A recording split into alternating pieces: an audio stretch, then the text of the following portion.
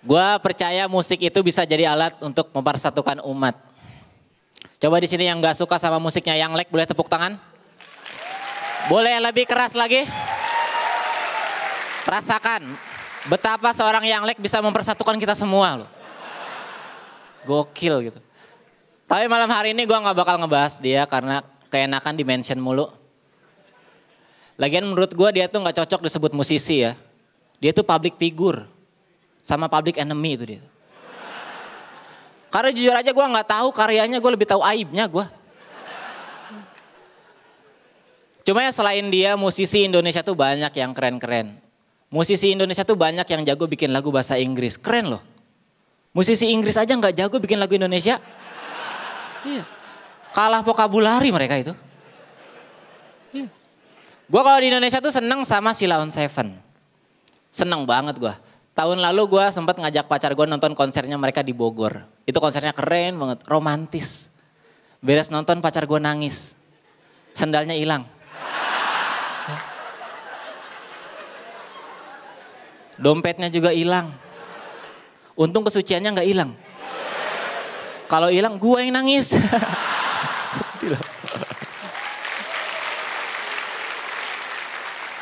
Tapi gue seneng Sheila on 7 gitu dari kecil. Karena aksi panggungnya tuh asik, energik gitu. Lihat Duta kalau lagi nyanyi deh. Ku petik bintang, asik gitu.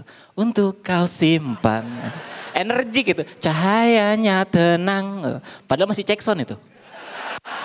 Iya. Genset belum datang, Genset itu. Tapi kan ya penyanyi semakin energik tuh semakin enak dilihat. Coba bayangin penyanyi zaman sekarang. Kayak si Al, tahu kan? Al Gojila. Tahu ya itu ya. Itu gue pernah nonton dia nyanyi langsung lemes banget gitu. Tembak tidak ya. Tembak tidak ya. Kayak kurang imun tuh. Untungnya dia tuh nyanyi lagu pop gitu. Coba kalau nyanyi lagu dangdut kan males yang lihat penyanyi dangdut lemes. Buka Siti Jos. Buka Siti Jos. Yang nonton juga bingung, sawer enggak ya, sawer enggak ya.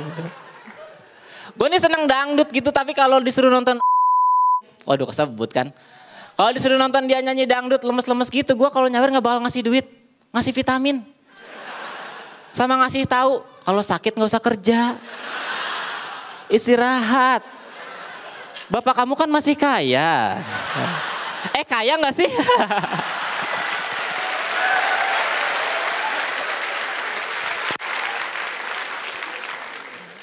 Tapi ya, kalau ngomongin musik itu, di tengah-tengah kita tuh ada musisi tanah air.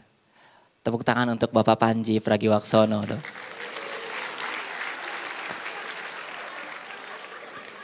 Ada yang hafal lagunya? Tapi buat yang gak tahu, Panji ini selain stand up comedian dia juga nge-rap. Dan jejaknya diikutin sama stand up comedian lain. Kemal Falepi, tahu?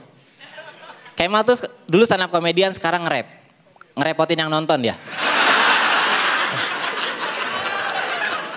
Jujur ya dulu gue kalau nonton Kemal stand up tuh gue diem.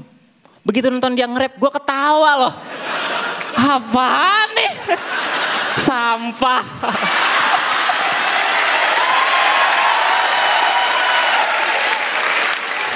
Kak Ridwan, terima kasih semuanya. Silakan komentar dari Calon Tong. Ridwan. Ya, Ya mulai dari awal ya. Seperti saya katakan, kamu rajin dalam mengulik, rajin menulis. Dan tulisanmu itu sangat rapi, teratur, ada ritme-ritme di dalam materi-materi kamu. Dan menurut saya selain itu, ada hal lagi yang mungkin saya mulai bisa melihat bahwa selain penulisan dan materi kamu yang rapi, ini yang saya termasuk senang. Kamu salah satu komik yang punya prinsip. Itu penting sekali. Ya, itu penting, punya prinsip.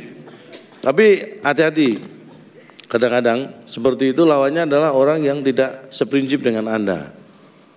Suka atau tidak suka harus kita hadapi itu.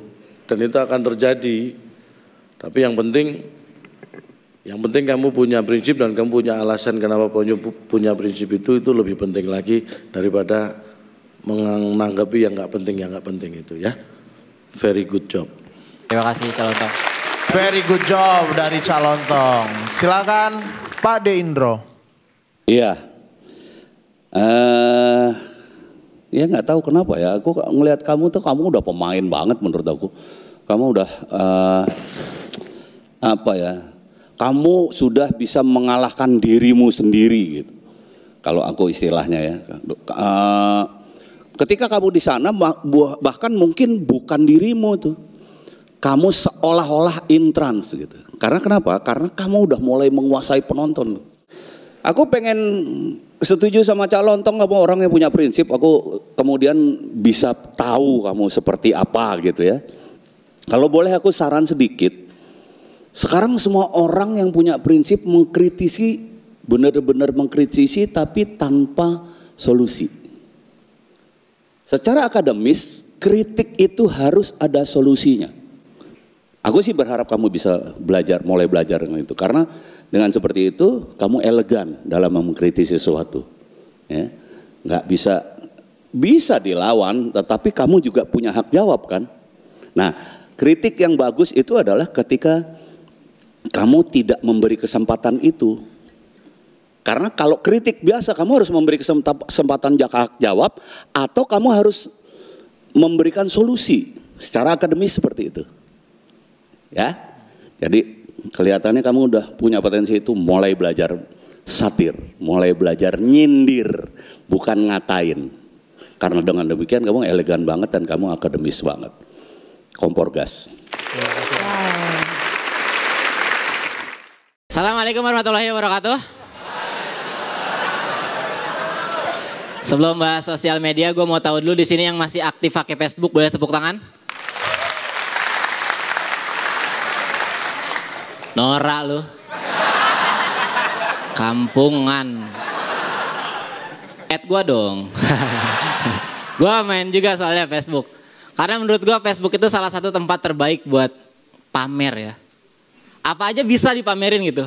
Kayak saudara gue setiap punya apapun yang baru selalu dipamerin di Facebook. Punya sepatu baru dipoto, diupload di Facebook. Punya pacar baru dipoto, diupload di Facebook. Sampai suatu hari bokapnya meninggal. Gak lama dari situ nyokapnya kawin lagi, bokap barunya diupload ke Facebook. Ya gue sih bukan apa-apa, gue cuma kasihan sama nyokapnya. Coba bayangin pas bokap barunya diupload tiba-tiba ada yang ngedownload. Janda lagi dia.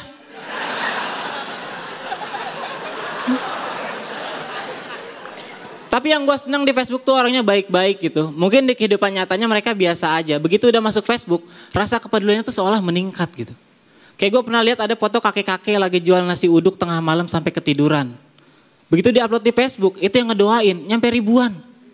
Yang beli mah gak ada itu.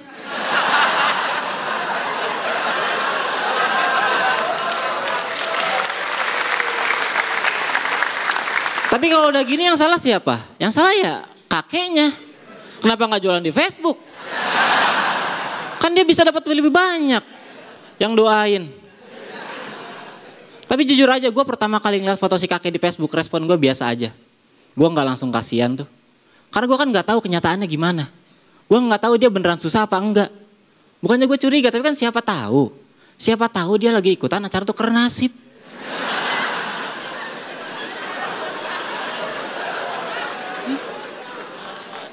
Kalau aslinya dia orang kaya gimana? Nanti pas gue cek ternyata usahanya banyak. Malam jual nasi uduk, pagi jual beli saham. Aduh. Yang tadinya pengen gue tolongin malah gue yang disantunin. Ridwan, ini buat bayar kuliah. Iya kek. Ini buat bayar kosan, ini buat beli makan. Oh iya kek, makasih ya. Tapi beli makannya di warung kakek ya. Oh ya ini kek nih, balik lagi dong. Iya buat bayar kosan. Oh butuh juga nih. Sekalian sama mau S2, Wan. Waduh semuanya aja kek. Itu habis disantunin gembel lagi gue.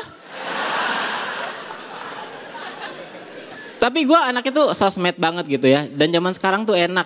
Kalau mau apa-apa tuh udah praktis gitu. Teknologi udah canggih. Dulu gue kalau mau sosial mediaan tuh harus ke warnet. Dikit-dikit ke warnet, dikit-dikit ke warnet. Kalau sekarang praktis. Di kamar juga bisa. Di kamar gue ada warnet. Kan? Serius, nyewa aja serius. Cuma ya gue gitu main sosial media paling buat nyari cewek gitu ya. Cuma dari dulu tuh masalahnya gue gak pernah bisa bedain mana akun asli, mana akun palsu. Jujur aja tahun 2012 tuh gue pernah ketipu sama cewek di Facebook. Gue kenalan sama dia, gue liatin foto-fotonya. Sempurna. Begitu lihat aslinya, semrawut. Lihat foto-fotonya sempurna gitu, hidungnya mancung, giginya gingsul, dadanya berontak, sempurna banget.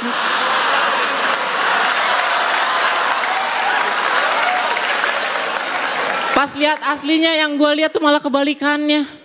Dadanya gingsul, giginya mancung, hidungnya berontak, ya Allah. Itu pertama ngeliat aja boro-boro mau macarin. Yang ada malah pengen magerin gitu, awas udah kata-kata sama gue lu. Awas lu, gue taburin garam nih.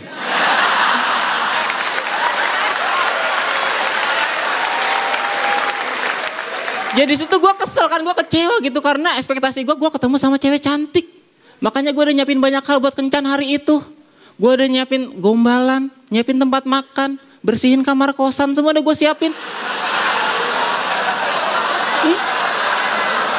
Bahkan di perjalanan tuh gue udah nyiapin alibi kalau pas di kosan digerebek warga. Tapi setelah ketemu dan lihat mukanya kayak gitu, gue malah jadi pengen ngumpulin warga gerebek dia.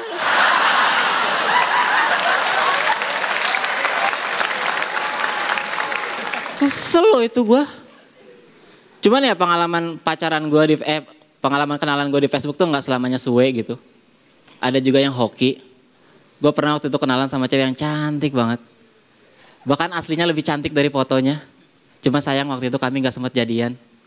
Karena pas kami ketemu, dia langsung ngumpulin warga. Hampir dibakar gue itu. Terima kasih gue Ridwan, selamat malam. Yeay! Tepuk tangan buat Ridwan Remen. Tolong hentikan ya bidadari tadi ya. Udah keseleo emang. Lumayan Masih capek ya. Besok ini aku kan. puntur. Kayaknya ginjal turun ke paha nih. Jauh banget, Aduh, jauh sabar banget. ya. Jauh banget. Turun sih. Silakan Pak Deindro. Excuse me. Oke, keren menurut aku, rapi. Aku bisa ngerasa bener tuh tulisan lo rapi banget dan lo konsisten. Cara berpikir lo gue bisa ngerti, tulisan yang rapi gue bisa ini. Dan yang paling penting adalah apa yang ada di benak lo itu bisa ditransformasikan kepada kita semua sehingga kita mengamini dengan ketawa. Kompor gas. Kompor gas keempat. Kompor gas keempat. Oke. Silakan Bang Panji. Jerry Lewis ya. Jerry Lewis itu komedian yang sangat legendaris. Biasanya dia dikenal karena karya-karya slapsticknya untuk film. Tapi dia juga stand up sebenarnya. Dia banyak di Vegas. Terus lebih mirip dari one man show sih sebenarnya. Tapi Jerry Lewis itu komedian yang dihormati siapapun. Termasuk Louis C.K., Jerry Seinfeld. Orang-orang yang kita kagumi lah. Itu si Jerry Lewis pernah bilang, tanpa timing tidak akan ada komedi. Timing itu paling susah dijelasin ke orang. Kalau misalkan gue ngajar stand up, paling bingung gue jelasin gimana timing yang bagus gitu. Sementara stand up itu nggak beda sama nyanyi, ada ritmenya gitu, ada titik komanya yang tepat gitu. Sekarang kalau gue mau ngajar stand up dan pengen nerangin tentang timing, gue udah lebih gampang. Gue tinggal ambil rekaman pertunjukan lu tadi, dan gue kasih tahu ke orang, kepada semua orang yang pengen belajar, itu adalah contoh timing komedi yang sempurna ditunjukin sama Ridwan Remen. Terima kasih. Assalamualaikum warahmatullahi wabarakatuh. Sebagai anak kosan, gue tuh cuma bisa nikmatin kuliner pas awal bulan doang. Pas duit masih banyak, mau makan bisa, kita pilih-pilih tempat gitu. Yang enak mana nih? Samperin ah. Begitu akhir bulan, duit udah habis, mau makan pilih-pilih temen. Yang masak mana nih? Samperin ah gitu. Teman-teman gue juga gitu, kalau awal bulan tuh gaya-gayaan datang ke warteg tuh pada petantang petenteng gitu.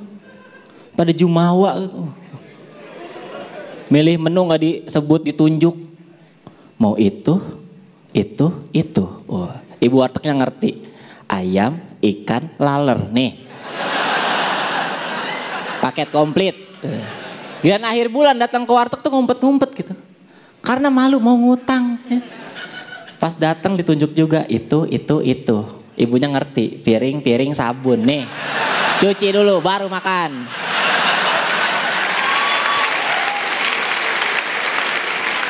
Tapi ya mungkin hampir semua anak kosan tuh kayak gitu ya. Gue juga sama.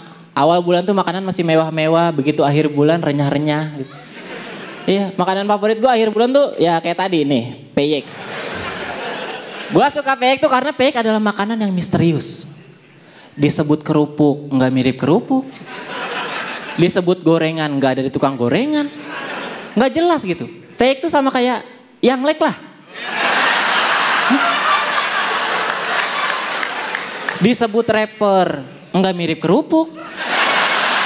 Disebut vlogger, nggak ada tukang gorengan.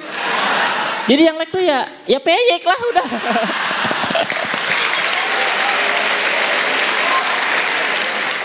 Tapi seperti yang kalian lihat badan gue tuh kurus gitu, nggak ada yang percaya gue suka makan. Makanya gue seterkenal apapun nggak akan ada produk makanan yang mau endorse gue, nggak akan. Karena percuma nggak akan laku juga gitu.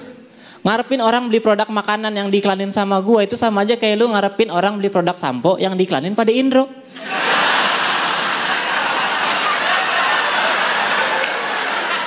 Nggak bakal laku.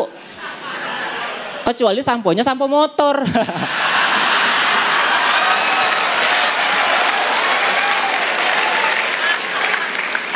Kalau itu mungkin laku Pak De. Motornya. Tapi dari kecil tuh gue emang nggak terlalu doyan makan gitu. Makanya nyokap gue tuh sering nakut-nakutin gue pakai mitos. Ridwan kalau makan abisin. Kalau enggak nanti nasinya nangis. Kalian pernah digituin nggak? Gue sih jujur aja gak percaya sama mitos itu. Karena menurut gue itu tuh mitos aneh gitu. Dari semua makanan yang ada di dunia, ketika kita makan gak habis, kenapa cuma nasi yang nangis? Emang dia serapuh itu? Misalnya gue makan nasi sama tempe orek, dua-duanya gak gue habisin karena gue kenyang. Masa yang nangis cuma nasi? Tempe oreknya ngapain? Ngehibur nasi? Kalau emang iya pasti drama banget gitu. Di sebuah piring ada nasi lagi nangis. Disamperin sama tempe orek, kamu kenapa? Aku udah dibayar tapi gak diapa-apain.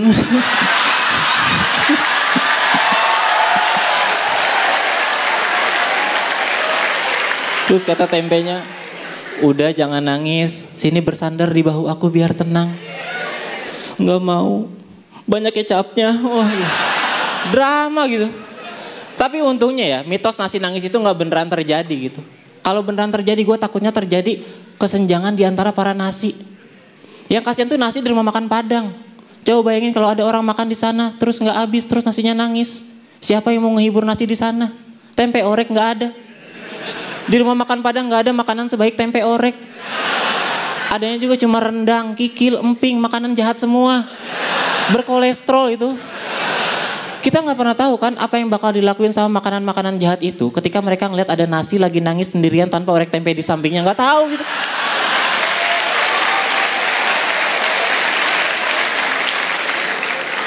Mungkin bisa jadi gitu, bukannya dihibur malah diledekin. Ada nasi lagi nangis. Dari jauh rendangnya nyamperin. Ya elah. Gitu aja nangis. Dasar raskin. Terus dipanas-panasin sama kikil. Udah bang jemur aja. Jadiin nasi aking. Dari belakang emping teriak-teriak. Oi oi oi. Kenapa lu? Bukain toplesnya oi. Gue pengen ngeledekin. Nah gue Ridwan, terima kasih Balai Sarbini. Lu.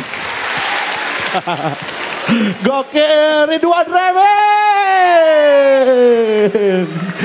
Kalau Kak Gita makanan cocoknya jadi apa nih? Apa Re? Cocoknya. Cocoknya jadi. Apa dong? Lihat dong. Masa sesempurna ini kamu gak bisa bayangin yang aneh? Waduh. Ayo dong. Makanan apa nih? Ayo dong. Kestik. Kestik. Stick PS. Segitiga kotak. Stick PS. Bercanda. Yaudah oke. Gampang maafinnya ya. Murah. Murah ya. Silakan Pak De Indro untuk berkomentar. Lu tuh punya strategi, udah berstrategi lo di sana. Santai banget, gue lihat lo nggak terganggu juga, nggak kayak biasanya aja, tetap walaupun lambat banget di depan kayak gitu ya. Tapi lu santai banget tadi gue lihat, wah nih orang dahsyatnya apa, emang lagi males apa kayak gitu. Tapi makin ke belakang itu keren banget.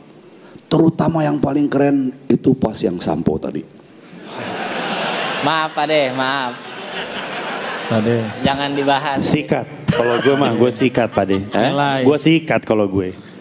Ajar aja. Sikat. Masa dibilang rambut sampo motor ya? Iya. Licin. Dilapnya harus 2 kali itu Pak De. Sama basah sama kanebo ya. Sampo yang bakal motor. Itulah. Tapi yang kampret lu gue pikir-pikir sih. Iya enggak ada. Lu malah si Remen tadi gak begitu-begitu amat. Sekarang lu ini yang bener lu. Waduh makan darah bener lu. Cuma menambahkan Pak De. Cuma menambahkan. Ya kompor gas. Terima kasih Pak De. Wow, oke. Dan yang terakhir kita dengar apa kata Bang Panji. Lu sadar gak sih setiap minggu Remin itu selalu ngasih lihat beat-beat yang bukan cuma lucu, berkualitas gitu. Beatnya tuh solid, bagus. Well, Ridwan Remin so far dari semua yang manggung ini nilai lu paling tinggi nih di kertas gue ya. Selamat. Terima kasih.